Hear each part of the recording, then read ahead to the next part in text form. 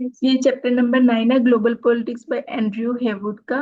Title है power and 21st century world order. इसका start उन्होंने लिया एक कोट से। उसने कहा कि a new world order is taking shape so far that government and private citizens find it difficult to absorb the gallop of events, जो कि है मिखाइल गोर्बेचेव की वाशिंगटन पोस्ट में। उसने इसमें डिफाइन किया है कि कैसे ग्लोबल इवेंट्स ने शेप किया वर्ल्ड ऑर्डर को। थ्रू कॉलोनियल एरा, देन जैम बाइपोलैरिटी की तरफ आया, फिर देन यूनिपोलैरिटी की तरफ आया, और आजकल जो है ना मल्टीपोलैरिटी की तरफ जा रहा है। और इस साथ में इनके कुछ इसने एडवांटेजेस बताए, कुछ डिसएडवांटेजेस बताए। इसमें उसने बताया कि जो इशू है वर्ल्ड ऑर्डर का वो रिफ्लेक्ट हो रहा है distribution of power among states and other actors. Other actors कुछ भी हो सकते हैं, लाइक नॉन स्टेट एक्टर्स हो सकते हैं, इंटरनेशनल ऑर्गेनाइजेशंस हो सकती हैं। और उसके बाद जो है ना वो कहता है कि ये फैक्टर जो है ना अफेक्ट कर रहे हैं स्टेबिलिटी को with in global system and balance between conflict and cooperation.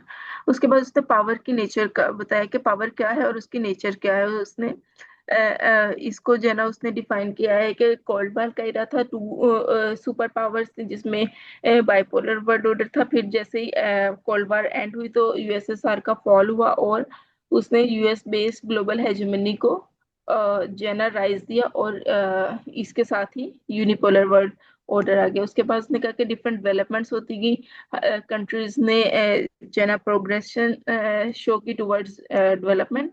और इसके साथ साथ डिफरेंट कंट्रीज जिसमें रीजनल और जो है ना ग्लोबल लेवल पे उन्होंने कंट्रीज बताए जिन्होंने मल्टीपोलैरिटी को शो किया, जिसमें चाइना, रशिया, इंडिया, ब्राजील के बारे में बताया।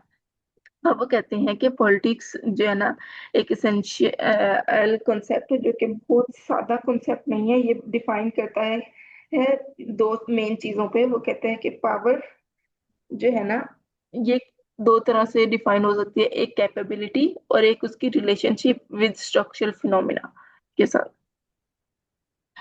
वो कहते हैं कि पावर जो कैपेबिलिटी है ना वो हम ये शो करते हैं कि ट्रेडिशनल व्यू जो पावर का ट्रीट करता है वो कैपेबिलिटी के ऊपर ट्रीट बेस है, जिसने बताया है कि पावर एट्रीब्यूट है या पोजेशन है।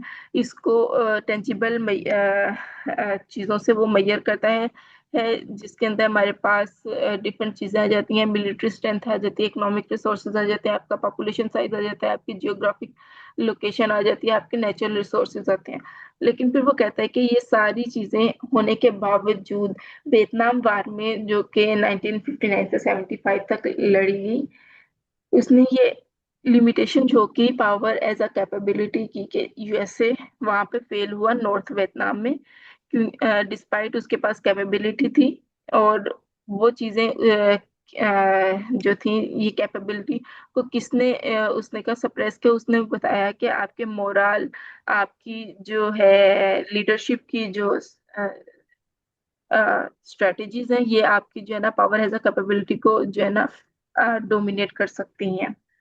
और फिर उसने बोला कि relation power and power structure का क्या है। उसने बोला कि पावर जो है ना between state and other actor may taken to reflect the balance of their respective capabilities. उसने इस चीज में बताया कि रिलेशन जो पावर का डिपेंड करता है आपकी परसेप्शन पे। इसमें दो चीजें उसने डिफाइन की हैं, एक कंपेलेंस का और एक डेटरेंस का।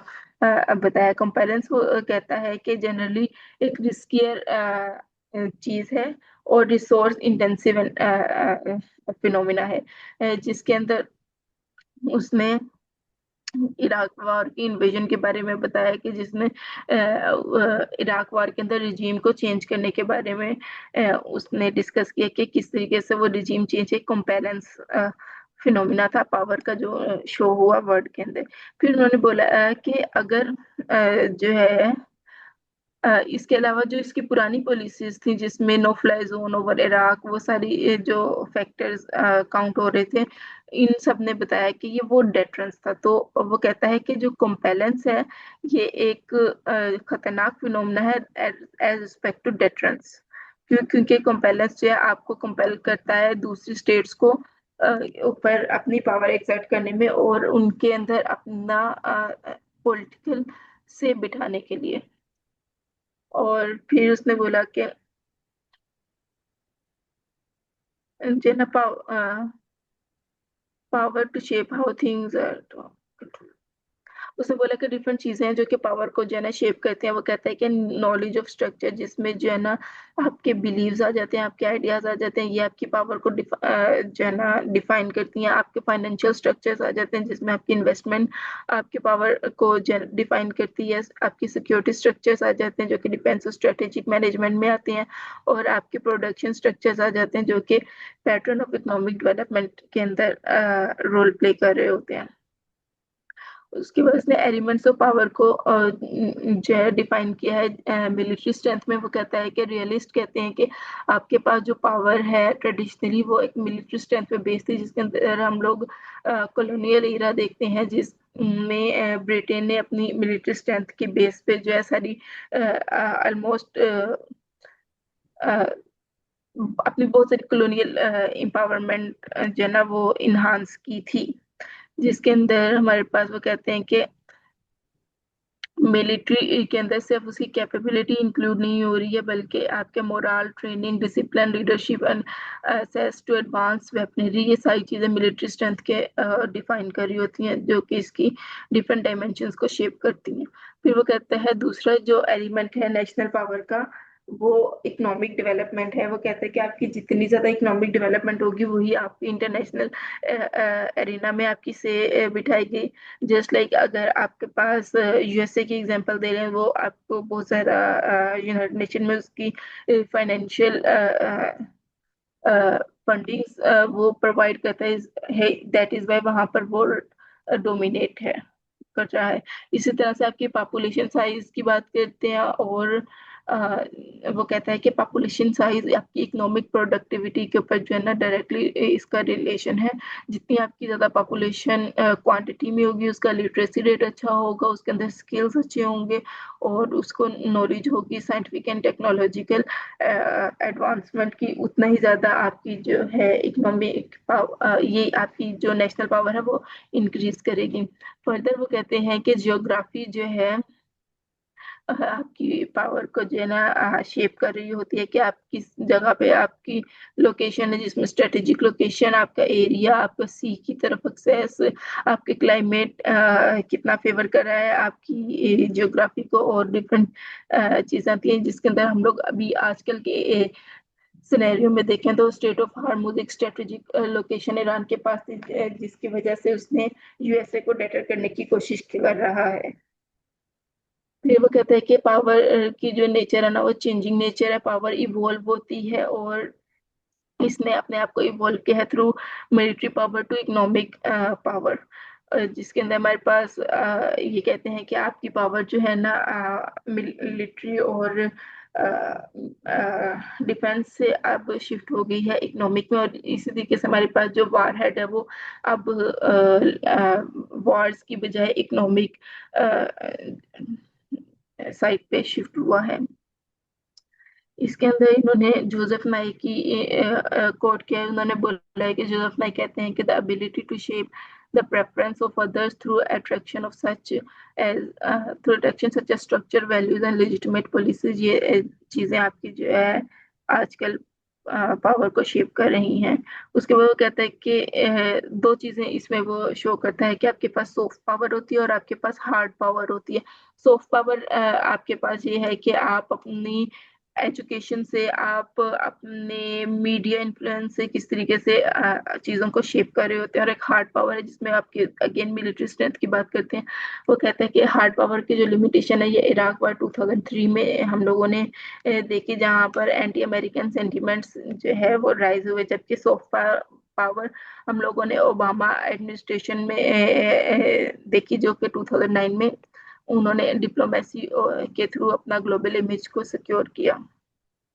और कहते हैं कि एक पावर होती है, तीसरी किस्म की पावर है, जो कि हार्ड पावर और सॉफ्ट पावर के दरमियान की चीज़ है, जिसको वो स्मार्ट पावर कहते हैं। वो कहते हैं कि ये स्मार्ट पावर अचीव होती है दोनों रिसोर्सेज है, जिसमें आप कहीं पर अपनी मिलिट्री फोर्स या कोर्सिव फोर्सेज यूज कर रहे होते हैं और कहीं पे आप जो है स्मार्टली सॉफ्ट पावर को यूज करके अपनी चीज अपने पॉलिटिकल मोटिव्स को जो है ना वो अचीव करते हैं। वो कहते हैं कि ये जो स्मार्ट पावर थी ये डिफरेंट जगहों पर जो है ना हमें यूज में आई है, special not only smart power बल्कि सॉफ्ट पावर, जिसमें उन्होंने दलाई लामा, कनाडा और नॉर्वे की एग्जांपल्स दी हैं, जहाँ पर सिर्फ सॉफ्ट पावर ने उनको जो है यूएसए को अपने से बिठाने में हेल्प दी। उसके बाद वो कहते हैं कि बियॉन्ड पावर ओवर का एक कॉन्सेप्ट इन्होंने डिस्कस किया है, जिसमें वो कहते हैं कि पावर एज अ डोमिनेशन और पावर ओवर का कॉन्सेप्ट है, जिसमें अर्लियर रियलिस्ट व्यू जो कहता है वो कहता है कि billiard ball model of states that collides and emphasise on military and economic strength, जिसमें इन्होंने डिस्कस किया कि डेवलपमेंट जो कि एंड ऑफ कोल्ड वॉर के साथ बाइपोलर सिस्टम के फॉल की तरफ लेके गए। ये सारी जो है रियलिस्ट व्यू क्यों इन्होंने डिस्कस किया, और उन्होंने बोला कि इसके साथ साथ राइज ऑफ डेवलपिंग वर्ल्ड की तरफ और growing importance of human rights की तरफ जो है ना बढ़ गया। दूसरी तरफ वो कहते हैं कि एक कंपल्सरी पावर है वो कहते हैं कि 4 फॉर्म्स ऑफ पावर होती हैं। इसी के अंदर कहते हैं कि पावर की 4 फॉर्म्स है। एक कंपल्सरी पावर है जो कि इन्वॉल्व करती है डायरेक्ट कंट्रोल को थ्रू मिलिट्री और इकोनॉमिक मींस।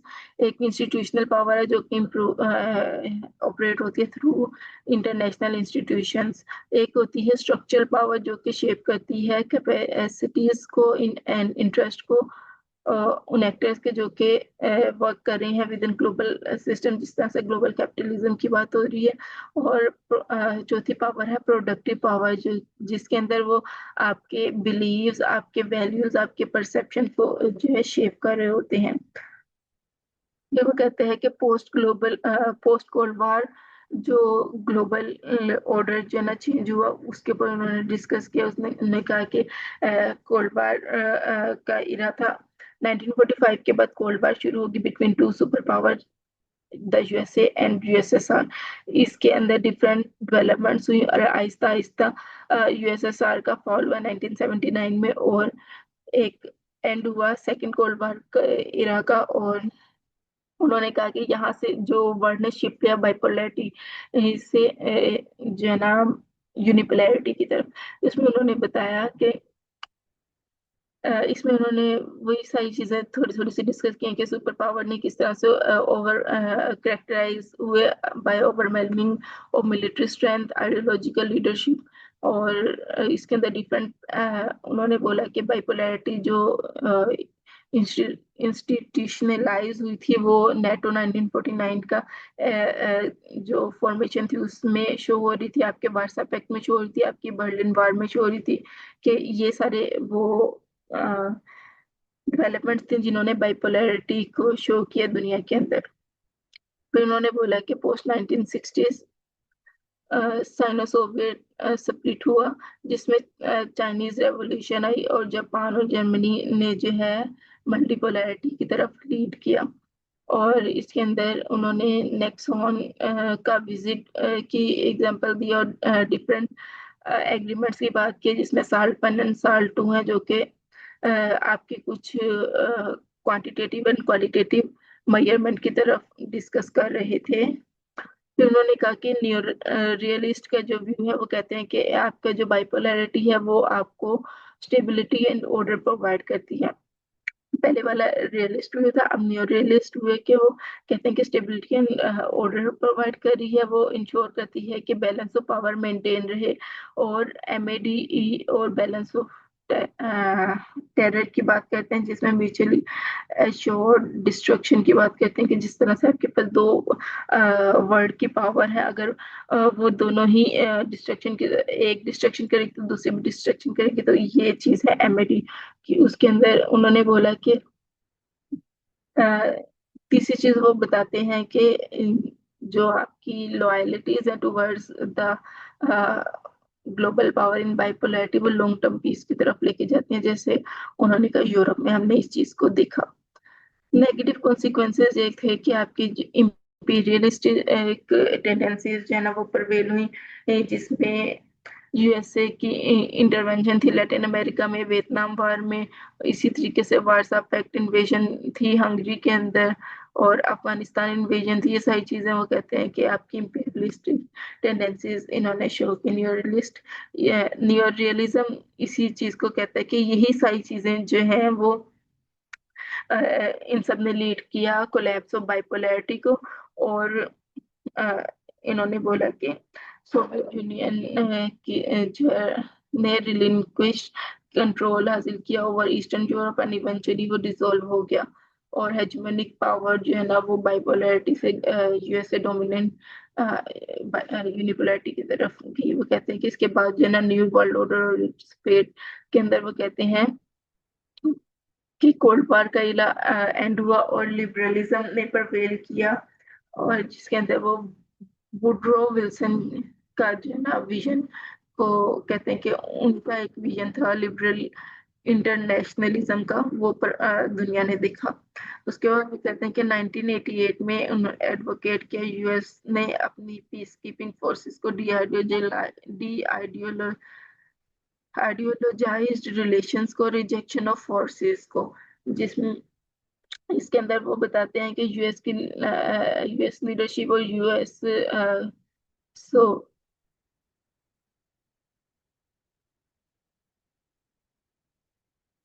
इसके अंदर वो बताते हैं कि आपके ऑप्टिमिज्म जो है ना ये क्विकली फेड अवे हो गया न्यू वर्ल्ड ऑर्डर के साथ, जिसके अंदर यूनाइटेड स्टेट्स ने अपनी जो है अपने मोटिव्स को अचीव करना शुरू किया, जिसके अंदर सोवियत के वीकनेस और पर्सनल लीडरशिप के डायनामिक्स को बोला गया कि ये सारे वो रीजन थे जो कि फॉल ऑफ बाइपोलैरिटी के रीजन थे।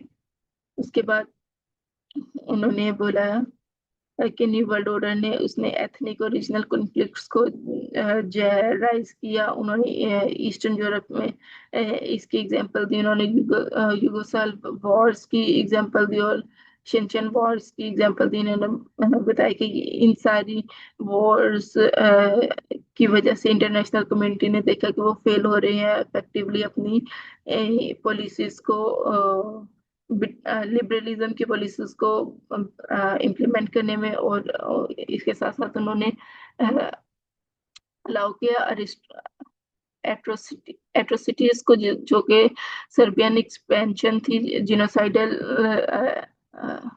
अटैक्स देखे गए दुनिया में, जिसमें कश्मीर में आप देख सकते हैं अभी, आप पैलेस्टाइन में देख सकते हैं आप, इसके अलावा कोसोवो क्राइसिस भी दुनिया ने देखा during the new world order of unipolarity.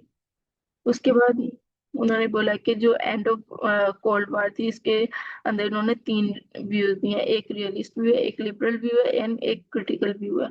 Realist view कहते हैं कि जो कोल्ड वार का एंड था इसने मेजर चैलेंजेस दिए रियलिज्म को। उसने कहा कि does not fit in with the assumption that state always pursue over power and security, और सोवियत यूनियन की जो वॉलेंटरीली उन्होंने गिव अप कर दिया था अपनी एक्सटर्नल पावर के ऊपर, वो उन्होंने इसका शो करवाया कि किस तरीके से मिलिट्री पावर जना इनफ नहीं थी आपकी पावर को डिफाइन करने के लिए। और उसके साथ साथ उन्होंने बोला कि सिर्फ मिलिट्री जो डिफीट थी आपकी एक्सटर्नली नहीं, आपकी इंटरनल डिक्लाइन भी थे, जिसके अंदर सोवियत यूनियन की डिसइंटीग्रेशन और formation of central Asian republics की एग्जांपल देते हैं। लिबरल व्यू कहता है कि जो कोल्ड उसने that was unable to predict cold wars, and क्योंकि कोऑपरेशन और इंटरडिपेंडेंस 1970s के ऊपर अंदर शुरू हो गई थी, तो वो कोल्ड वार के एंड को जो है प्रेडिक्ट नहीं कर पाए थे कि कब ये इकोनॉमिक राइवलरी जो है ना वो एंड होगी। और जो क्रिटिकल व्यू है वो कहता है कि पब्लिक डिसअफेक्शन थी ईस्टर्न यूरोप में, और इसके अंदर उन्होंने गोर्बाचेव की एग्जांपल दी कि उन्होंने इंट्रोड्यूस करवाया था मार्केट सोशलिज्म को, और जो उन्होंने लिबरलिज्म की कुछ पॉलिसीज को अडॉप्ट किया था उसकी वजह से जो है यूएसएसआर जो है ना वो फॉल हुआ था। उसके बाद वो कहते हैं कि यूएस का जो हेजमनी थी ग्लोबल ऑर्डर में, इसमें उन्होंने बोला कि अमेरिकन एम्पायर या हाइपर पावर का एक कॉन्सेप्ट आया, जिसमें अमेरिकन रेवोल्यूशन ने जो है ना एंटी इंपीरियलिस्टिक और आइडियोलॉजिकल आइडेंटिटी को जो है ना डेवलपमेंट के ऊपर फोकस किया। और उन्होंने बोला कि आपको पॉलिटिकल फ्रीडम मिलेगी, आप इंडिविजुअलिज्म को प्रमोट करेंगे और आप कॉन्स्टिट्यूशनल गवर्नमेंट की तरफ जाएंगे।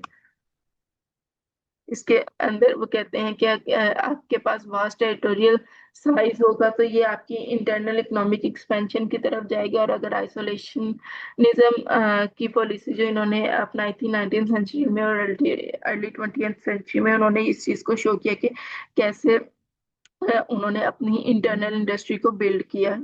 उसके बाद वो कहता है कि 20th सेंचुरी जो है इसको अमेरिकन सेंचुरी कहा जाता है, क्योंकि वर्ल्ड वॉर 2 के अंदर 1940s में जब इन्होंने जापान पे अटैक किया, तो ये यूनाइटेड स्टेट्स ऑफ अमेरिका एक ग्लोबल पावर की तरफ इमर्ज हुआ। फिर उन्होंने कहा कि इसके साथ साथ ग्लोबल इंस्टीट्यूशंस बने जिन्होंने कैपिटलिस्ट वर्ल्ड की जो है बुनियाद रखी, जिसमें यूनाइटेड नेशंस आ जाता है, आईएमएफ आ जाता है, वर्ल्ड बैंक आ जाता है। इन्होंने क्या किया, इन्होंने यूरोप को और जापान की रीबिल्डिंग की और अपनी सॉफ्ट पावर को इन्हांस किया और ग्लोबल इकोनॉमी में अपनी हेजेमनी बिठाई। फिर वो कहते हैं कि 1970s और 80s में इंटरनल मूवमेंट्स थी अमेरिका के अंदर, जिसमें सिविल राइट्स मूवमेंट है, फेमिनिस्ट मूवमेंट है, काउंटर कल्चर मूवमेंट है। और जो वाटर गेट स्कैंडल था, इसने अमेरिका के जो से है अमेरिका का जो कॉन्फिडेंस है उसको वीकन किया। और इसी तरीके से जो एक्सटर्नल चैलेंजेस इस टाइम पे अमेरिका को इस इरा में देखने को मिले, वो उसने वियतनाम वार में डिफीट किया, ईरान होस्टेज क्राइसिस जो कि आफ्टर मैनी रेवोल्यूशन है वहां पर, और economic competition with Germany, Japan and Asian tigers, इस सब ने अमेरिका को जो चैलेंज किया। वो कहता है कि इस सारे चैलेंज के बावजूद इसने जो है ना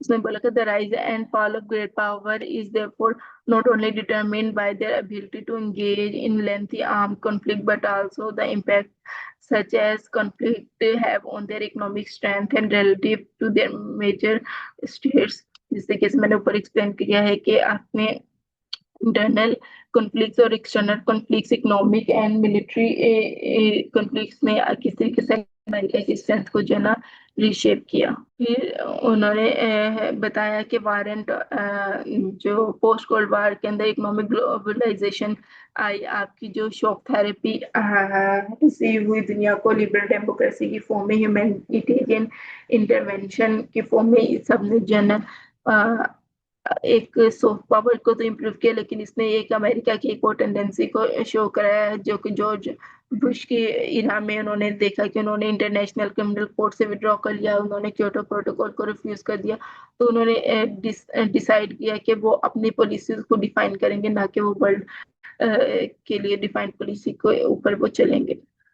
फिर वो कहते हैं कि war and terror and beyond के अंदर आफ्टर 9/11 के अटैक्स के अंदर उन्होंने ट्रांस ट्रांसनेशनल टेररिज्म के एक न्यू फॉर्म को देखा, जिसके अंदर दोबारा हंटिंगटन की क्लैश ऑफ सिविलाइजेशन को कोट किया हुआ कि कैसे टेररिज्म ने कल्चर और रिलीजियस कॉन्फ्लिक्ट्स को जो है वो राइज दिया। और इसके अंदर प्री मॉडर्न वर्ड और पोस्ट मॉडर्न वर्ड का कॉन्सेप्ट आया दुनिया के अंदर। प्री मॉडर्न वर्ड वो वर्ड जिसके अंदर कैओस है एंड वो फेलियर स्टेट है, जिसके एग्जांपल्स में वो सोमालिया, अफगानिस्तान और लाइबेरिया की एग्जांपल देते हैं। और मॉडर्न वर्ल्ड के अंदर वो सोवियत स्टेट्स की एग्जांपल देते हैं कि उन्होंने एक बैलेंस ऑफ पावर को मेंटेन किया। और पोस्ट मॉडर्न वर्ल्ड के अंदर वो यूरोपियन यूनियन की एग्जांपल देते हैं, जो कि बेस्ड किया इंटरनेशनल लॉ में, कोऑपरेशन में एंड गवर्नेंस में। इस सब के साथ साथ अगर हम इसको आगे लेके जाएं, तो जो इस सारी चीजों के साथ एक प्रॉब्लम आई, उसमें एक over Reliance of military forces, जिसने वीकेंड के यूएस की सॉफ्ट पावर को एक उसने इम्पोज किया डेमोक्रेसी फ्रॉम अबव। इसने complex complexity of nation building को जो है अंडर एस्टिमेट किया, और इसने अनरिजॉल्व इशू जैसे कि पैलेस्टाइन इशू है, हॉस्टिलिटी इंक्रीज हो रही है मिडल ईस्ट में, इन सबको राइज दिया। और ये सारी चीजें उन्होंने कहा कि यूएस की हेजेमनी की लिमिटेशन है। उसने बोला कि,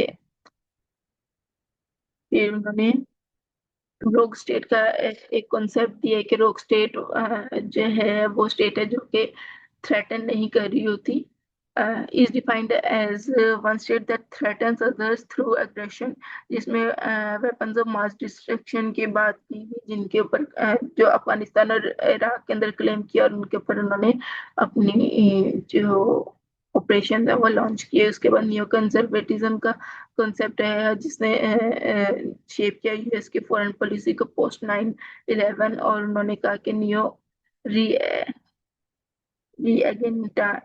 एगेनाइट मिलिटरिज्म या हार्ड विल्सन विल्सनियनिज्म के तरफ बात की, जिसने प्रमोट किया वर्ल्ड वाइड व्यू को good versus evil, military superiority and regime change define किया कि ये फोर्सेस है जो कि है आपकी रिजीम चेंज कर सकती हैं। फिर उन्होंने बोला कि the USA remains as global hegemon, उसके सपोर्ट में और कुछ अगेंस्ट आर्गुमेंट सपोर्ट में उन्होंने बोला कि वो ग्लोबल मिलिट्री सुप्रीमेसी है उसके पास, इकोनॉमिक रेजिलियंस है, वो ग्रोइंग स्किल्ड पॉपुलेशन है उसके पास, और स्ट्रक्चरल पावर है। जबकि इसके अगेंस्ट में वो कहते हैं कि उसकी जो मिलिट्री पावर है वो रिडंडेंट है। आपने इराक अफगानिस्तान में उसकी जो फेलियर है उसको देखा है। उसके अलावा आपके पास जो इकोनॉमिक पावर्स हैं अब यूएसए के अलावा और भी राइज हो रही है, जिसमें चाइना, इंडिया जो कि उभर रहे हैं, जापान उभर रहा है एज न्यू इमर्जिंग पावर। ये कॉन्सेप्ट है। इसके साथ साथ उन्होंने फिर जो है ना केस स्टडीज डाली हुई है चाइना के एज ग्लोबल एक्टर, किस तरीके से चाइना ने आफ्टर माओ रेवोल्यूशन अपना जो पॉलिटिकल सिस्टम है वो डेवलप किया, जिसमें उन्होंने डिफाइन किया कि चाइना के अंदर one party communist dominated system है, जिसके अंदर चाइनीज कम्युनिस्ट पार्टी लीड कर रही है, और इसके अंदर इस तरीके से चाइना ने अपने अंदर रेवोल्यूशन लेकर आया। लेकिन वो कहते हैं कि डेंग जियाओपिंग ने जो है ना इस सारी अपनी कम्युनिस्ट पॉलिसी के अंदर एक मार्केट बेस्ड रिफॉर्म्स लेकर आया, जिसने चाइना की इकोनॉमी को एक पुश दिया। उसके वजह से चाइना अब एक इमर्जिंग स्ट्रॉन्ग इकोनॉमी में काउंट हो रहा है। आपके अंदर चाइना का रोल डिफरेंट कंट्रीज, जिसमें अफ्रीका की वो एग्जांपल देते हैं कि अफ्रीका के अंदर जाके वो बहुत सारे काम कर रहे हैं और अपनी जो इकोनॉमी है उसको इम्प्रूव कर रहा है। इसी तरीके से इन्होंने आगे एक केस स्टडी डाली हुई है रशिया वॉर ऑन जॉर्जिया के। जॉर्जिया ने रशिया के ऊपर अपना अटैक लॉन्च किया, और उसके दो रीजंस थे जिसके रशिया ने काउंटर किया। अभी रशिया ने अटैक लॉन्च के अंदर दो रीजन हो सकते थे। उन्होंने बोला एक तो उसके close ties with United states of America, दूसरा वो कहता था कि जॉर्जिया की एक इननेट डिजायर थी कि वो नेटो को ज्वाइन करे। लेकिन रशिया ने जब इसके ऊपर काउंटर किया तो उसने बहुत सारे एरियाज को सिक्योर कर लिया और उसके ऊपर अपनी जो है कब्जा कर लिया, जिसके अंदर साउथ ओसेशिया और का एरिया आ जाता है, जहाँ पे उसने अपनी ट्रूप्स को डोमिनेट किया।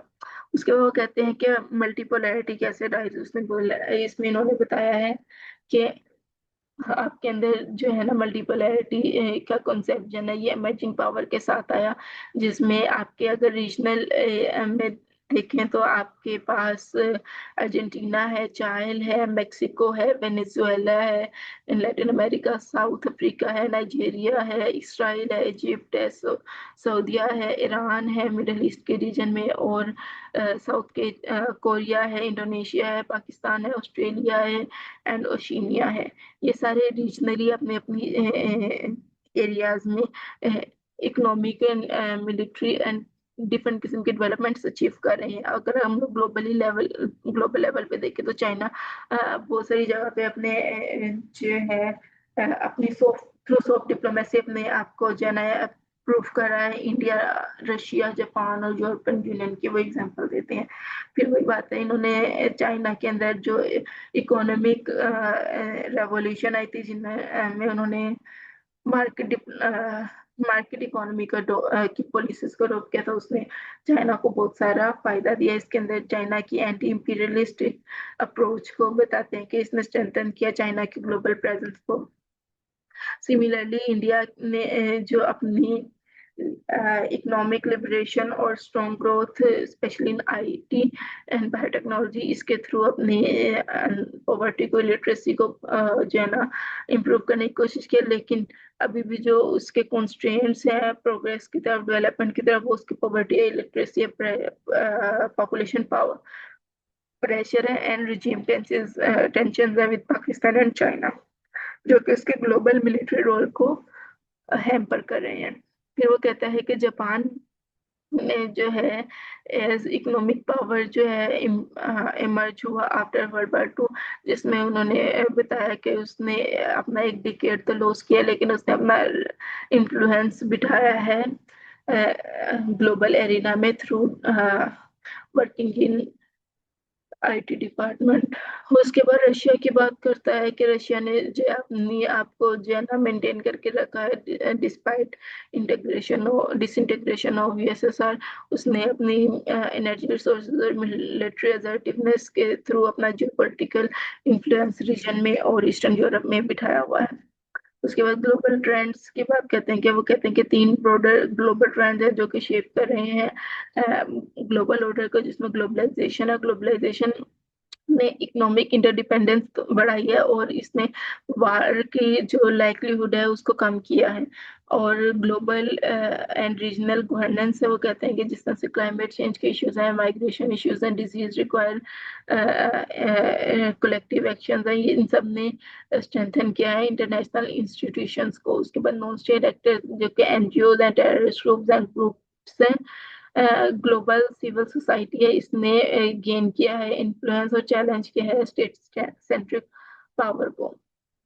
उसके बाद इन्होंने बताया कि world order, multipolar world order के ऊपर इन्होंने अपने व्यूज दिए, जिसमें पेसिमिस्टिक और ऑप्टिमिस्टिक व्यूज हैं। पहले मैं आपको पेसिमिस्टिक व्यूज बता देती हूँ कि न्यूरेलिस्ट कहते हैं कि आपके जो मल्टीपोलर है ये सिक्योरिटी डिलेमा लेके आ रहा है, specially world war 1 and world war 2 के बाद।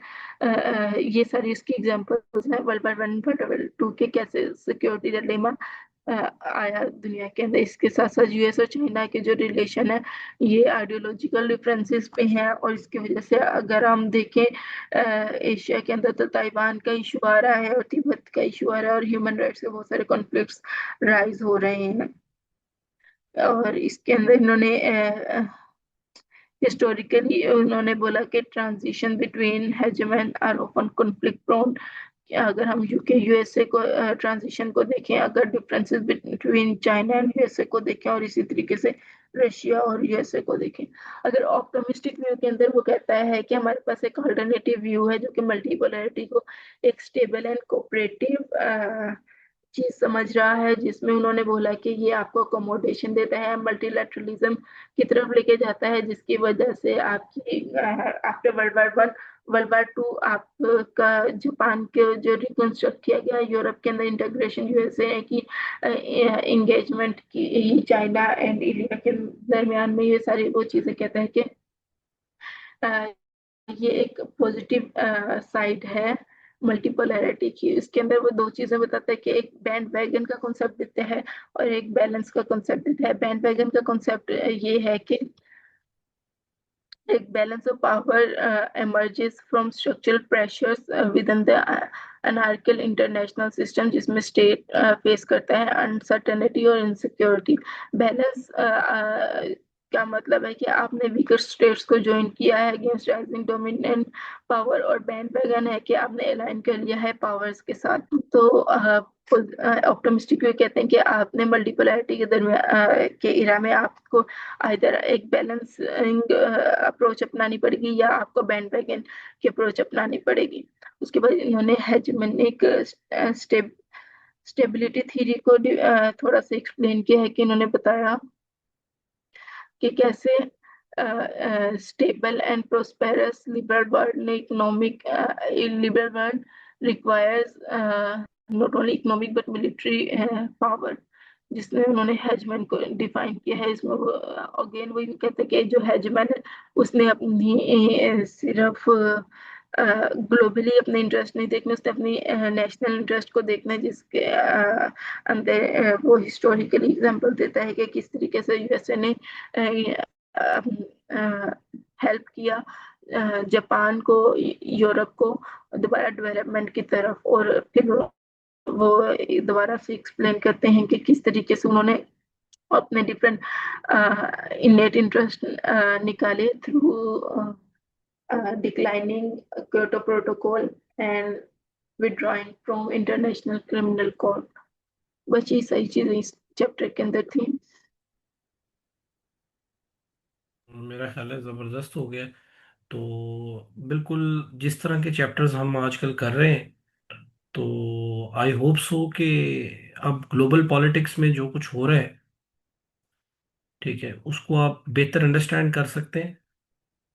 और मल्टीपल एनालिसिस, मल्टीपल लेवल का एनालिसिस, चीज़ों को मुख्तलिफ तरीके से देखना, ख़ास तौर पर दरमियान में हमने जो एक टच ऑफ थियरीज को देखा है, ठीक है, तो वो आपको आपका होराइजन जो है वो ब्रॉडन करता है।